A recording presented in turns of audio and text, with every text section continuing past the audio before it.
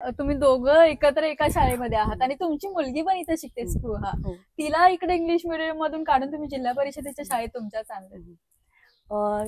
जसं आम्ही आधी सगळ्यात महत्वाचा पहिला विचार होता की विद्यार्थ्याला शाळा जवळ पाहिजे, म्हणजे त्याचा प्रवासामध्ये वेळ गेला नाही पाहिजे. जसं आता आपण पाहतो की इंग्लिश मिडियमच्या शाळेत जायचंय, बसनी प्रवास आहे, एका गाडीमध्ये खूप मुलं कोंबली जातात, मग त्यांची मानसिक शारीरिक स्थिती ठीक राहत नाही, खूप लवकर उठावं लागतं कारण शाळा लांब अंतरावर असते.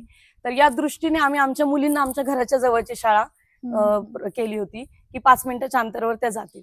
पण नंतर असं लक्षात आलं की जेवढ्या संधी आपण जिल्हा परिषदमध्ये त्या मुलांना प्लॅटफॉर्म मिळतोय, वेगवेगळ्या स्पर्धांच्या संधी मिळत आहेत की जेणेकरून मुलं आयुष्यातले ह्या स्पर्धा फेस करू शकतील, तो आत्मविश्वास त्यांच्यात निर्माण व्हावा, हे आम्हाला त्या मुलीच्या शाळेमध्ये एवढा अनुभवता नाही आलं.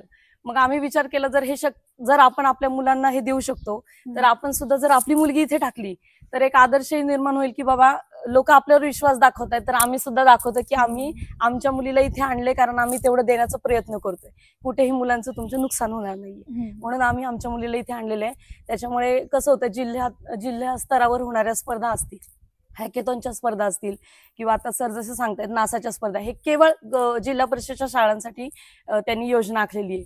तर मग एवढी चांगली संधी आपण सोडू नये आणि एक नवीन आदर्श निर्माण होईल म्हणून आम्ही या मुलीला इथे टाकलेला आहे.